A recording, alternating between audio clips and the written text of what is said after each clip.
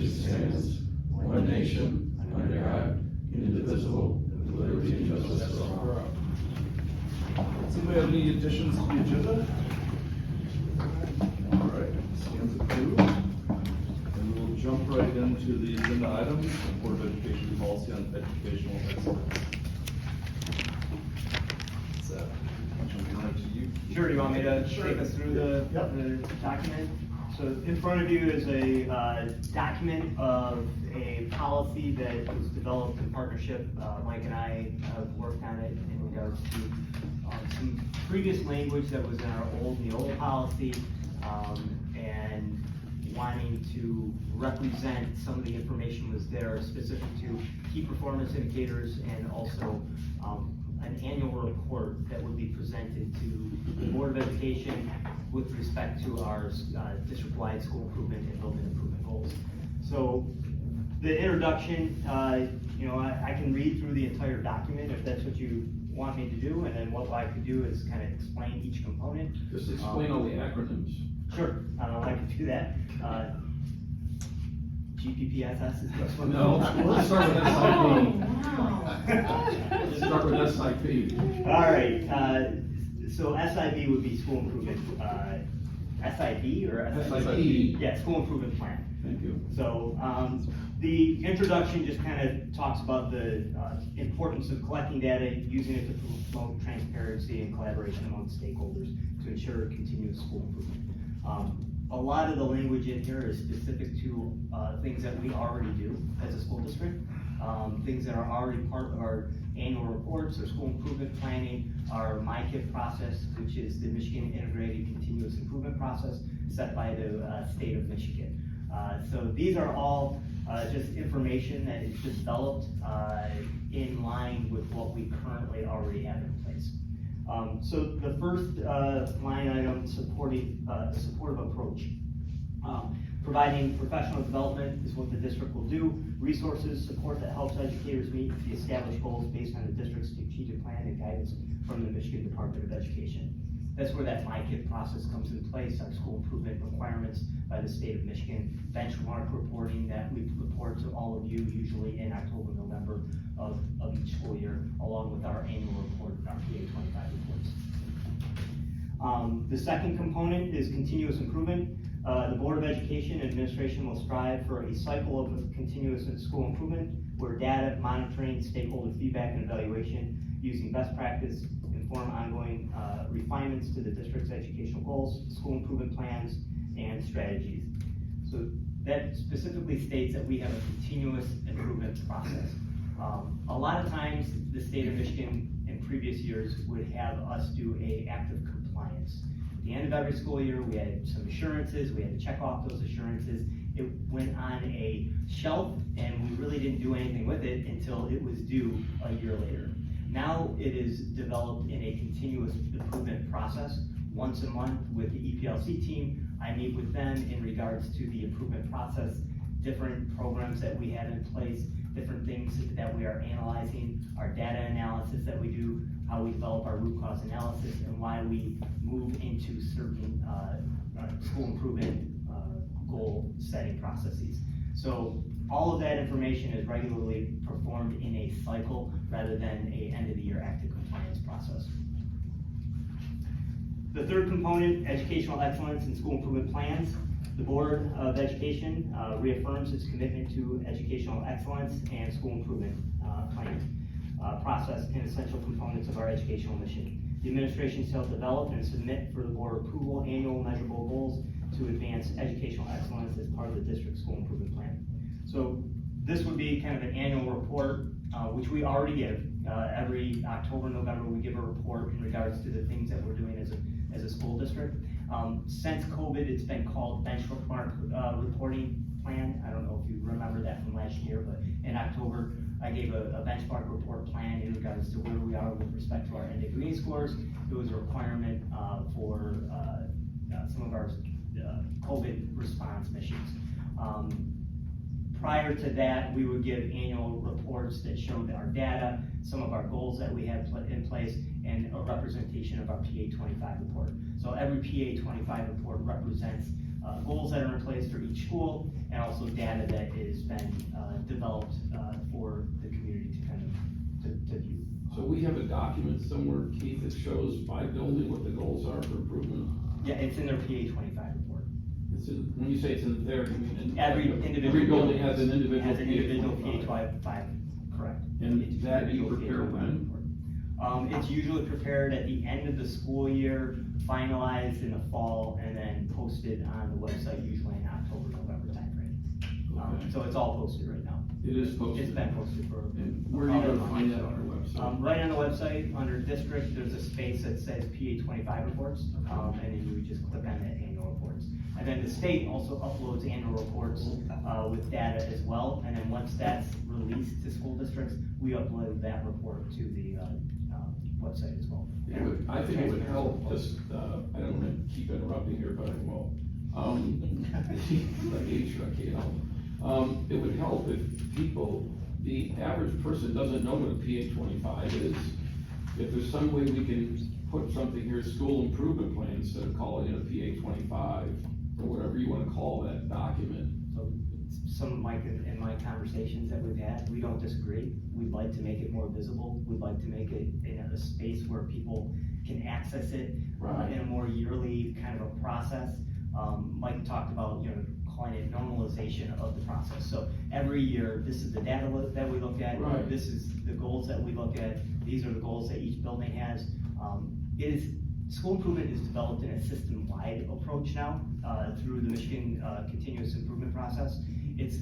We take a look at a system-wide approach. So our district has a systems-wide goal around our literacy and numeracy focus with NWA and PSAT, SAT. So we look at that globally as a district, and then buildings develop their plans based off of that. And then what we want to do is each year be able to showcase what the district goal is, what the building's goals are, and how that is developed into our continuous process. In drafting this, we wanted to try to anticipate what anybody could ever want without overburdening administration and realizing that it's a policy, not micromanaging. So when Keith and I talked about, it's already in the PA 25s, but can those be improved so that everything is done once and it just available to people? So that's a little bit of to be determined. It's not, the PA 25 isn't mentioned in here, I don't think. It is. Is it? Okay, but again, anything that everybody wants, it's easy for the administration. That's kind of the goal. And the current PA 25 report that's posted online, the data that's built into that, you almost need a level of explanation for it if you're a parent in the community just wanting to take a look at it. So I would like to create a more visible, user-friendly document that shows cohort data over a time frame. In here, we'll talk about it. It says 5 years. Right now, the PA 25 report has 3 years of data. We would like to kind of identify it as like a 5-year cohort data component that is connected to what our district goal is and also what our building goals are. Thank you. So that's item 3. Item 4 is data and measurability, measurables. Data and measurables are critical elements of both the school improvement plans and progress assessment. These shall be used to inform decision-making, monitor progress, and promote accountability, which those are all things that we already have in place with our school improvement planning. The administration shall work collaboratively with educators to ensure that the collection and analysis of data are meaningful and supportive of the instructional improvements. 4.3, the administration shall develop and submit to the board for approval key performance indicators that, in the opinion of the administration, use best practices. So these key performance indicators are specific to our goals related to our data. So one of the things that we saw within our data is that in our ELA data, we wanted to improve our finance instruction. So one of our goals is to improve that, and we have a key performance indicator through our NWA scores over a period of time to showcase, what that improvement is going to be. So this just kind of states what we're already doing. The one component to it that has for board with approval, I guess my only question with for board approval is there's a lot of work that goes into it. It's months of reviewing data, recognizing data, identifying key performance indicators through the committee work that we have and through all of our staff members that are on these committees. So we have a long line of work to get to an end kind of goal. So what I would like to do through our curriculum committee is be showcasing that work as time goes on, so that when we get to a point when we're giving a presentation, that there's an understanding of why we went with a certain goal, why we have the performance indicator that we do, and then why we've identified a certain variable for that goal. Are you gonna share then, Keith, the goals or the benchmark items ahead of time, so that you're not going down the wrong path as to what people want to see? Well, I think the path is developed based off of the stakeholders that are on the committees. And those committees are built with experts that are in the field, they're built with, parents that are on those committees, and they see kind of every step along the way. So my goal is to, rather than bring this to a committee at an end result, that you kind of see what's been happening for the year. So we don't just create a goal in a month or in a vacuum, in just a 1 month time period. We take a year to investigate, to look at what we're doing, to identify some of our key performance indicators related to the current goal that we have, and if we have to make an adjustment, we make that adjustment. But it's that continuous improvement that is the important piece. We don't want to just have an act of compliance like we used to, and what the state used to do. We want this to be an ongoing process. So we want to make sure that as we're developing this work as a committee, as our EPLC committee, as our school improvement building committees, each building has their own MyKIP committee. As they're developing that work, I want to be able to showcase that throughout to the curriculum committee, so that when we get to a point to approval, that we know all of the work that's taken place before that, and the reason why we created goals that we've created. That's great. And just by way of context, board approval, that concept in some of these policies came up early in the year. And so we were aware that whole concept can be an issue. And then taking a step back, the board is saying we support educational excellence and we support the administration doing all this. So it's certainly not the thought that the board at the end of the day is going to say, no, start over. Hopefully it's more collaborative, but the language is there to flag it. How do you board members want to deal with it? And I think, I personally think Keith's answer is right.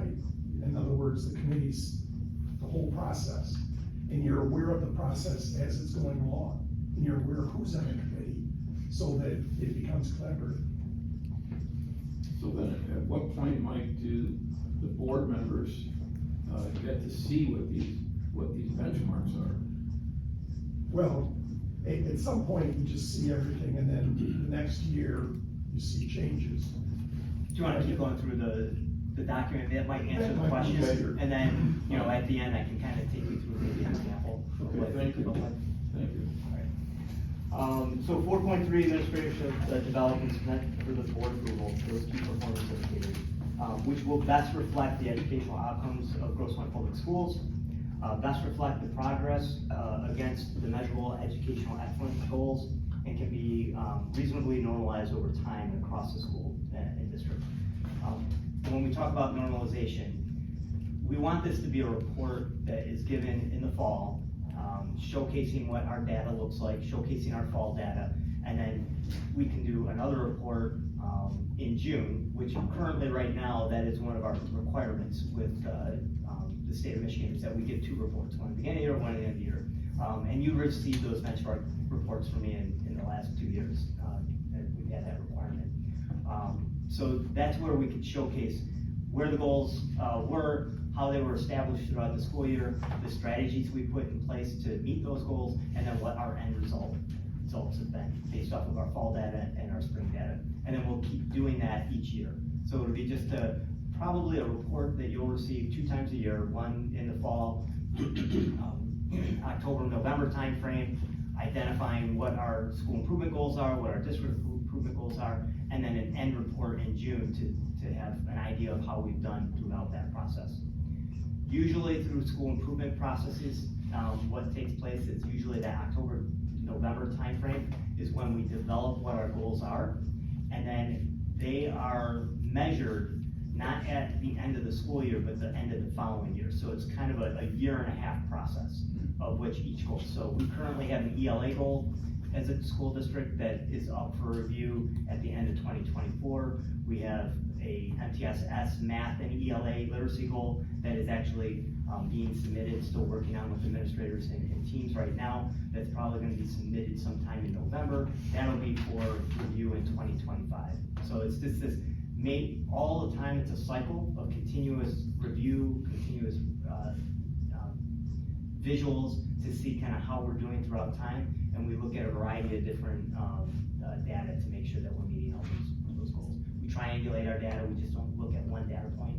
We also look at formative data, some of the data, we look at our global data that is provided from the state level, such as PSAT, SAT, and MSTEP. We also look at some of our more formative localized data, which is our NWEA data, that we give that assessment 3 times a year for our K through 8th grade students. Stakeholder engagement, benchmark data and measurable educational excellence goals will be shared timely and transparently with all stakeholders, including parents, students, teachers, and the broader community annually through the district and buildings PA25 report. So those would be the reports that come out on a yearly basis that provide that level of detail information. I will say this year's reports that you would see online will look very different in the near future because I have some ideas of how they're going to look different. And I'm looking forward to putting those forth. You have different favorite colors? It can be black and white, we're not doing color. I like the color better. The colors are better. And then the annual progress reporting, the administration will report annually in the fall to the Board of Education and the public on progress towards achieving measurable educational excellence goals as outlined in the district's and building school improvement plans. This annual administration reporting will include an analysis of benchmark data and assessment to the Grosse Pointe Schools' progress and any necessary adjustments to the strategies, school improvement plans, and goals. And then we'll also take a look at our annual administration reporting, which will include key performance indicators, reasonable normalized over time and across school districts for context and comparison. That comparison would be with peer districts. The administration will prepare a list and submit to the board for approval of districts that, in the opinion of the administration, use best practices reasonably represent peers to Grosse Pointe Public Schools. So that is a question that I have just around the peers piece. Who are our peers? Is it based off the demographics? Is it based off what variable do we look at? Every district has a different variable, different makeup. So when we take a look at peers, are we going to look at peers, or do we just want a globalized kind of view? And then when we do that annual administration report that takes a look at our peers, we look at the averages and the median of those peer districts versus individual school districts versus individual school districts. So we would take a review of, these are all the districts, this is kind of the peer median or average, and then we would kind of showcase kind of how we're doing in representation to that, and also in representation to the state of Michigan. Which those are the reports that you've recently received. When I've presented to the board, I've done it always against the state of Michigan as of late. Prior to that, before COVID, when we did our peer district reviews, the administration would bring a presentation with all of our peer districts and show that data. I'm not sure how many you were on the board back then. You probably remember those reports. And I'm working with Nunetrics to develop a report system similar to what we used to have in the past. Keith, have you ever looked at districts outside of the state of Michigan for peer districts? I have for certain programming, but not necessarily to take a look at comparing ourselves academically against outside the district. But I have looked at other districts with respect to gifted and talented programming, and I've also looked outside the district in relation to kind of like gravity schools or different school kind of construction. Okay. And the idea of the average and median is, we thought it's not best to publish some list of 6 schools in the area better than 5 because they could get ticked. I mean, if you want collaboration, you say you can. So the thought was, put them in a pile and average everything, rather than highlighting individual schools. That seems silly to me. I mean, it just, I Yeah, get where it's you're a coming, thought. I get where you're coming from, Mike, but if we're gonna take what you're creating here, Keith, and make it so that it can be used as a marketing tool for the system, people that are moving here wanna know, how do we compare to Volga? How do we compare to Troy? How do we compare to other communities they're considering moving to? I guess my response to that is, let's make sure our scores are in a space where we would wanna compare with some of our like districts too. Well, I mean, and we need to look at them. We I do, mean, and if they're not in that space, then. but does that need to be in an annual report? I don't know. And the other thought is there's a fair amount of public information out there. And Keith, you know, the administration's gonna highlight what we think are the good metrics and measurables and KPIs. And to the extent they're published out there, we can look at them and look at other schools. It's just, do we wanna have this list? It's just a question.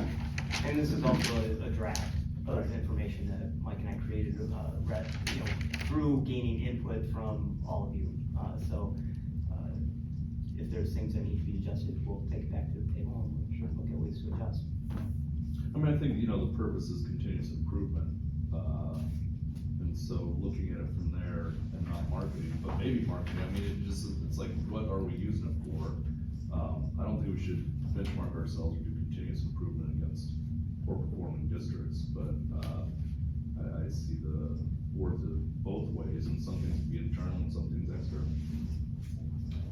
I also see this document as a way to just celebrate the work that we're currently doing. I mean, we have this process in place. I mean, we are reviewing our data regularly. We are identifying individual supports for students. We're doing the work. This really just represents that and holds us accountable to that work in place. So I guess the question for me is the purpose of this policy for marketing purposes, for accountability purposes, or for collaboration purposes between the Board of Education and administration? And if it's all three, it's all three. So those are just things that have been on my mind as Mike and I have been having conversations. And just to bring it back to our role in terms of policy, we talked about it last meeting, and I still support this. A lot of it is required by the state, but the state can change, and in the past, they had far worse rules and regs, and we don't know that they're gonna change, so I think we should have the best, regardless of what the state. And I've looked at what's online, and it's been a while, the website, and there are some school improvement plans that are older that have measurables, and there are the PA 25s. I didn't see measurable goals and metrics in all the PA 25s, they may be, but that's a component that is part of this, is the data and the measuring. And then, Mike, can I speak on that for a second? Sure. That is true. So there was a measurable component requirement at the state level prior to COVID. When COVID happened, there were some things that shifted. So if you go back to previous PA 25 reports, you might see different measurables in there. This new process, the continuous improvement process, was put in place simultaneously when COVID happened, and it was rolled out at the state level, and it didn't get much traction. And the nuance that of this process was slow. And at many district levels, the state was telling us, create goals that are a year's growth in a year's time type of goals. Now they have shifted more to that measurable piece, making the recommendation 2, 3, 4% improvement over a year's time or over a goal's time. So you will see those measurables as we move forward.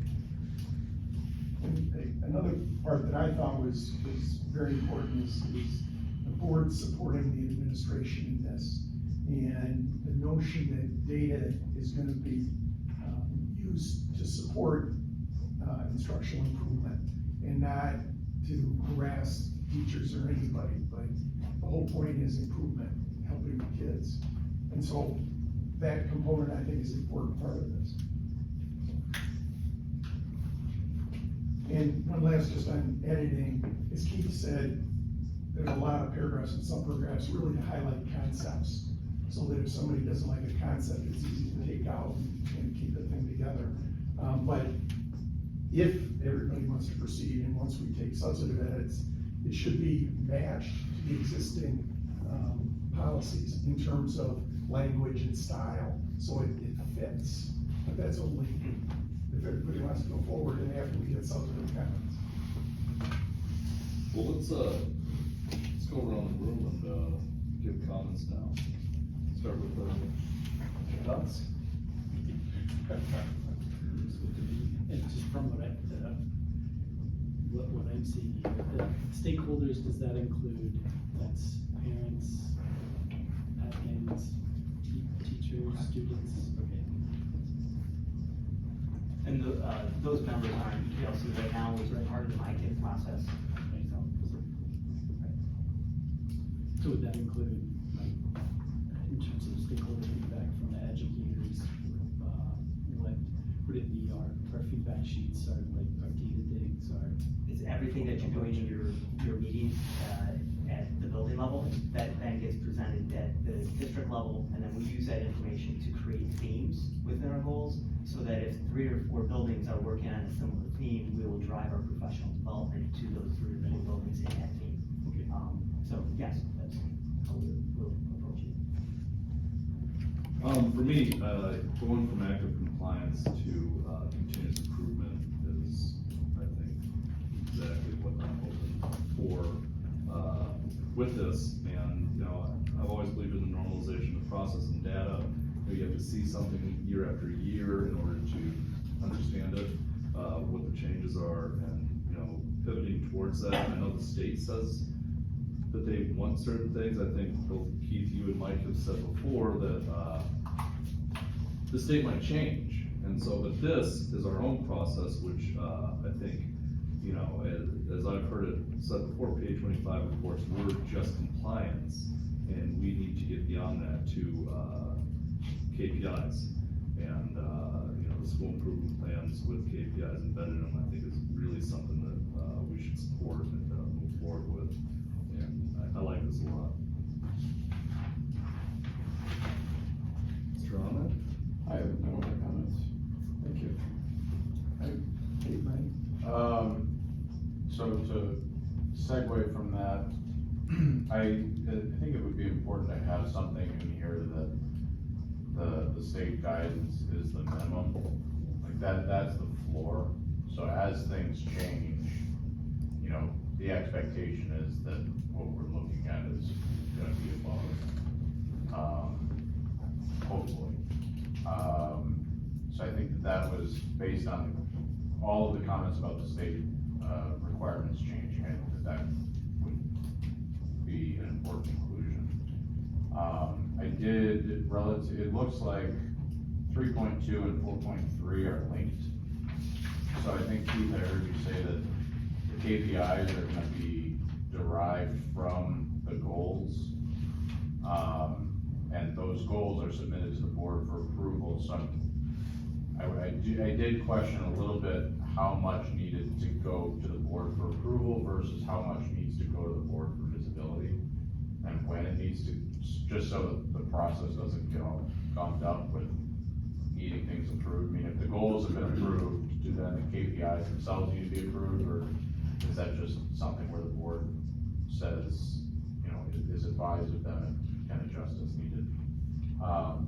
The one area that it wasn't in this document necessarily, but through the conversation, maybe I don't understand the full process. So we're creating the goals for delivery to the general public in October, November, and then we're not reviewing the data from those goals until December of the following year. What is the timeline? Because I understand you have some state requirements as to when you need to produce stuff, but it seems like if we're digging into goals in October, November, then we have a significant delay, as opposed to if we can create them in like April, May, then we can review for the following, we can start tracking for the following school years. Can you just expand on that timeline? So the timeline is, it's a struggle because of when assessments are, given, and also when we receive the results of those assessments. Okay. So at times, we're giving our NWA, our end of the year assessments in May and June. So once we get the results back from them, we really dive into them as a district in the summer. And then in our school improvement teams, we dive into them in September, October, developing those goals for the school year in comparison with what fall results are too. So we take a look at the spring results, the fall data, and then we'll build a goal from there. At PSAT is the same thing. We have our PSATs that are, at the end of the school year, the information's coming back to us much more quickly than it ever has, because of it being a digital test now. This was the first time that we've had that opportunity in the fall, but we'll hopefully have that same opportunity in the spring. But right now what we're doing is when we get the results back, we want to dive into the results, analyze the data, compare it to all the strategies that we currently have in place, and then build our goals around that. So last year we did that work, and we have the goal that goes until 2024. This year we're doing this work right now, that goal is going to go till 2025. So it's going to be this continuous cycle of review that will have kind of two goals kind of married to each other at the same time. Sometimes the strategies are the same. So we have completed some of the strategies for our first goal that's due on 2024, and the reason why we called it completed, because we just shifted the strategy because it was a good strategy and into our 2025 school improvement plan. So it's a process. I mean, I could probably have a full day workshop on presenting to you kind of the start to finish of how we kind of manage through a school improvement. And when you say that it's due in 2024, it's due in 25, is that, when we talk about that, is that like June of 24, or is that January 1, 24? Yeah, it's June of 2024. So it's an entire school year. It's an entire school year, so it's it's a year and a half process, and we just keep cycling through. So we'll be, we're looking at both kind of goals all at the same time. So the goals that are being crafted today are going to be tracked starting now, but then Continuously. we look at that MRK being in January, or June of 2025. And part of that, if I'm understanding correctly, part of that is because the assessment data that you would be using to kind of figure out these KPIs or fill in, as the underlying data for the KPIs, that data doesn't become available to you until a certain point in time. And that's driving the schedule of the goals and the next year's KPIs. And whatever strategy that we're putting in place, we want to make sure we give it the right amount of time to see if that strategy works. And if that strategy doesn't work, then we change, we bring a new strategy on board. And are there any opportunities for, is the only data that we can use the M-STEP PSAT data, or is there other stuff within the district that can be used so that we can get the data before the assessment results come out? That's the global data that we use with respect to some of the review process, but we also have NWEA, which we give 3 times a year. So Okay. we use that. We have other classroom units of instruction data that we use to drive instruction. We have individual curriculum-based measures at the middle school and high school to identify. We'll have Lexia data, we have Freckle data. I mean, we have a lot of different resources and tools that we use. And some tools we use for some kids, and other tools we use for other kids. It depends on the student. So there's 3 really components of the review process we need to look at. We need to make sure that kids are having access to what they need. So that's one of the things that my kid tells us. We have to make sure kids have access to what they need. So, and it might be different. So what you need might be different from what I need for an educational standpoint. The other thing is that we're looking at the whole child. How are we helping them social emotionally? And then the third component, what do we have in place to look at individual needs of students?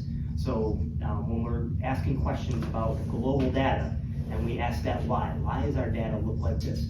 Why does our subgroup look like this? Why does this individual student, why are they not performing on this statewide test? Is there another intervention that we should be putting in place? Is there another data? Is there another measurable we should be using for that student?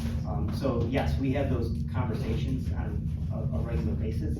So, but we have to have something that is the global view for the district. Sure. But we do narrow that work down into more individualized curriculum-based measures. And so I guess, to close out my comments, there's no sense in putting in, a time that the administration would submit data to the board because it's tied specifically to assessment scores, and there is a predetermined schedule, so to speak, of when this data is gonna be available. So it doesn't we don't need to put in here that every November, this is when it's gonna be presented, because it's on this rolling schedule already. Correct. It's on a rolling schedule. I like the fact that when we get there were times in the past when we had MEEP way back when, or even the beginning of M-STEP, we would go 4 or 5 months without having the data from the state. So the kids would Right. take the test 4 or 5 months later, then we'll give you a report. And it wasn't as meaningful, when you have the data that late. That was one of the reasons why, as a school district, we chose to go with NWEA, because it was a little bit more immediate response rate to getting our knowledge about where kids are. And then we have digital content now that is immediate. It's smart will pop up for a teacher that they can go into the usage report to see what benchmark the child needs support on, what intervention we need to put in place, and what black line master can we pull from the scientifically based method program to be able to support the student academically. So those are all the things that are tied into the MyKit process right now, and it's a lot. It's a lot. It's a lot of work. It's a lot of meetings. It's a lot of conversations. Kevin could probably speak to it from his experience just south. Just this morning, we had a data day. We have the SAT results already, which is really nice. And so the PSAT. So for our 9th through 11th grade students, we could look at how they fared in the fall. Through the lens of MyKit, we're working on how do we build those skills. It shows, the test is adaptive, so some students might have had a longer exam, some students slightly shorter, but they all get the same types of questions. And so we can see where certain students were weak, sort of the subdomain categories, and with MyKit, we're working on our goals.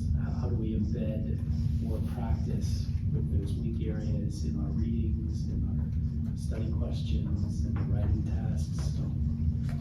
It takes a long time to analyze all that information. So that's why you have that 1.5 year kind of cycle, because it takes a good 2-3 months to identify, exactly what we want to put in place, pilot a program. Yes, this program is going to work for us, plus embed it to see how it works over the next 1.5 years. So it's just a process.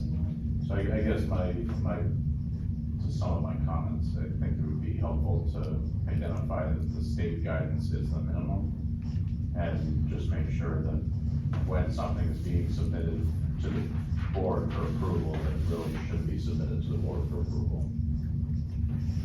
Just to follow up on that, I think programs or strategies, was it 3 years you're supposed to give them to see their effect? And I don't know that we necessarily have to wait, but the whole point is all this takes time, even though they're computers and data and all that. And then second of all, the idea of a timeline, if this goes forward and it's presented to the board, the idea of a timeline of the key, items, scores, data, plans, something laid out. I think it'd help the board put all this into context. And I think in time, if we move forward with this type of a process, it's just going to be a regular, normalized experience for the board, for our teachers, for our administrators, for our community. So it'll be nice to have 5 to 10 years out. Everyone will know what's going to be happening. When you say, Keith, if we move forward with this process, what's the alternative? In your mind? In my mind, That's what I meant. if I'm here, I'm moving forward with this process. I wouldn't know. Thank you. If that makes, I want a continuous process so that everyone knows, it helps with teacher efficacy. Teachers need to know what their expectations are, and I think there's some value in that. And teachers need to know what our 2 to 3 narrow focus goals are. If we have 15 things that we're going to do, we're going to do none of them well. But how do we narrow the focus to You know, we have 5 strategies that we're looking at as a school district right now that we're working on through this MyKit process. So those 5 strategies, how do we get really, really good at that? And teachers now know, I have to develop my professional learning around this particular strategy, because that is what our goal is. Let's see what it looks like in 3 years with our scores, because we've really taken the time to put our energy around a narrow focus.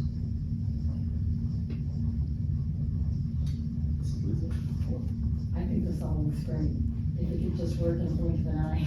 I think we're really onto something. And again, just to kind of what Will said also is that the state minimum is really, you just hate to hear minimum. You know, we always like to expect more, and so I think that that's the bare bones if we must, but maybe we should really just try to shoot always a little bit higher. But the rest, I think, really looks good. A lot of time and effort put into this. I think it's very organized, and if it just works, boy, that would be great. So there's 2 things that we focus on in literacy and numeracy, and it's the essential practices in literacy and the essential practices in math. And there are 10 specific areas that we need to focus on in literacy and math that the state has provided to us. And that is one of their key focuses. It is the state minimum. It is the minimum practice that you should be doing as a school district, those 10 items. So when you say that, it makes sense. Thanks, Mike. They support this? Yeah, I think it goes back to, also I think it'd be clear to just know like the why too. You know, like I think we start everything with the why around why we're doing it. If it's around accountability, it's around collaboration, it's around making sure teachers have the permission to be able to do what they need to do in the classroom. I think that's important for us to continue to roll out. I think we're going to talk to teachers about this. Here's our new approach and here's the why. So I'm in agreement that we need to make sure that we continue to have high standards for all of our students. But the why is important. I think we need to make sure that's solidified before we leave that. That way we can communicate that to the public around why we have this new policy.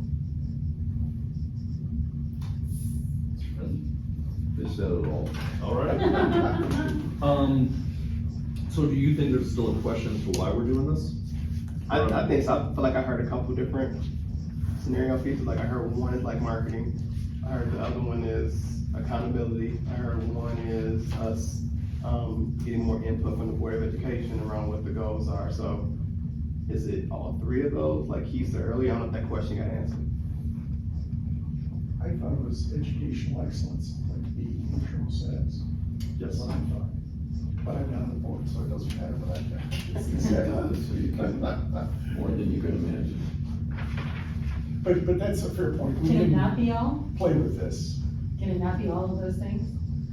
Or you want it to be just one? No, I'm saying if it is all, let's just be clear about that. Like if this policy is about accountability for Right. people, let's be clear about that. If it's about marketing, let's be clear about that. That way we know when we go to the teachers and we say, here is why this new policy in place, we can say it's a part of marketing, it's a part of accountability for everybody, and it's a part of this. So I just want us to be clear about that. That way we can all move forward. We're saying the same thing. I mean, I don't think in your mind, Keith, this is about marketing at all. This is about continuous improvement and In my mind, this is about holding the school continuous system improvement. accountable. In my mind, this is what we're already doing. This is just now a vehicle to make sure that we're presenting the information to the Board of Education. I believe that we're doing this. This is the work that we talk about during our principal meetings, during our EPLC meetings, during our MyKit district-wide meetings. This is the work that we're already doing. So I feel comfortable presenting the information to the Board of Education on a yearly or, a fall and a June presentation, providing this level of detail and information to the board.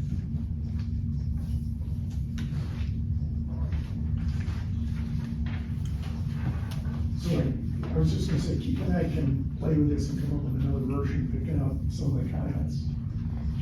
I mean, for me, I think it's basically there. I know there's some concerns that, maybe the KPIs should be approved before, or, the process seems sounds sound to me. So I'm not sure. I think we could change a few things with some of the comments.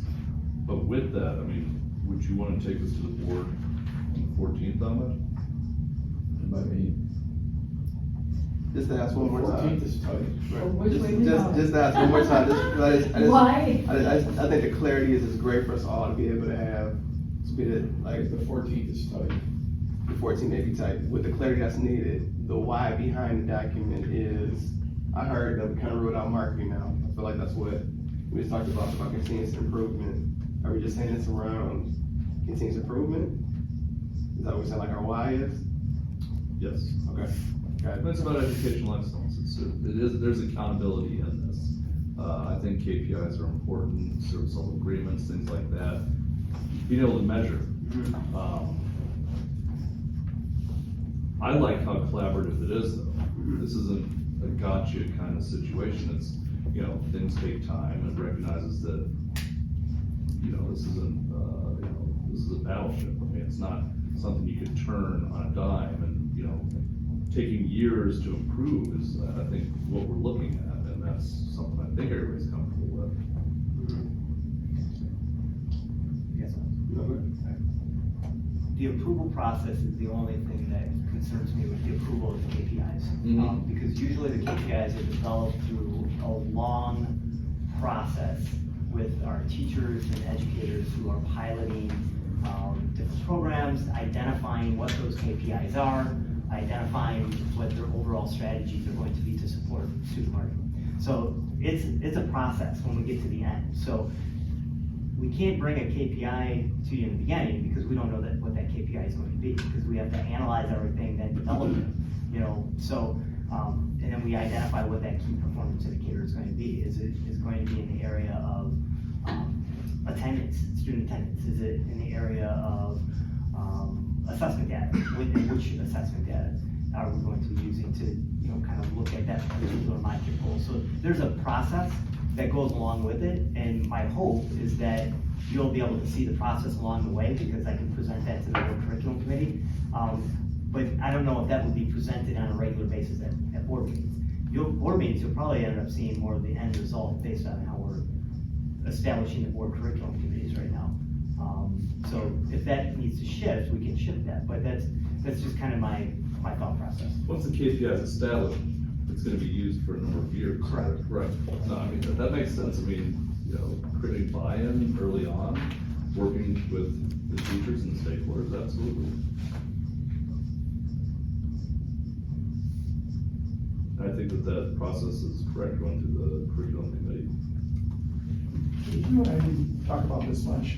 When I thought of the KPI concept, I thought of them as relatively constant over time, because you want to normalize the data over time and put all the results in some kind of historical context or across district peer context. So I assumed they were fairly constant. If that's the case, I don't think there'd be an issue, because once the board blesses it through the committees early on, Then that would be the KPI. yeah, you're good to go, Okay. is how I keep it. That's how it reads to me. Okay. Maybe we need an item in there that the KPIs are to, the expectation is that these are going to be long-term measurables. Not that it's gonna be, well, let's see what we have this year, because it seems like everybody's on the same page, that's what they're there for, they're gonna be long-term. Yeah. So, I think might as well stating that, indicate that. I think stating that then levels the level of expectation. We tried to state that Right. by talking about reasonably normalized over time. Because the thought is, they're the experts, they're gonna be the ones Totally. leading this. And so we wanted to keep the language a little loose for the administration to do what they think is best. But the concept of normalizing it over time, to me, implies constant, but it's not as specific as you were talking I about. think maybe we could just write that in plain language. I understand what reasonably normalized over time means, but maybe just, English? Come on. maybe just, I mean, like, you know, you can even keep that in there, but just that, you know, the KPIs are long-term, you know, something along those lines, just so that it's, Maybe in parentheses, sure, a yeah. little parentheses that states that, because I agree with you. We can adjust that. Keith, are you presenting this, the yearly report in November? So I'm doing a continuity of service plan report that is required for, ESSER's funding, to present information, and I'll do that at the end of November, and that'll include some of this information as well. Typically, our communication person has done, the PA 25 reports on a yearly basis. I don't know if those, they have not been presented, so, that will be part of that process. It'll probably be a long presentation. I've already started putting it together, so, it'll be the last meeting in November. Okay. So it will have components of this work, you know, within that presentation, but it will be, it will probably look different as years go on. You know, this one is specific to a continuity of service plan. Last year, it was called a benchmark reporting presentation. Each year, the state has given us a different term of what they wanted to call it based off of the funding that we were receiving. Next year, I don't believe there'll be that level of funding provided to us because of COVID, so we'll go back to our normal fall presentations, which would be consistent with this policy. I mean, I think that'd be great if we had our report embedded through the policy and procedure, and then anything the state throws our way can be included in the report, but Correct. you see basically the same kind of report every year. Correct. That's great.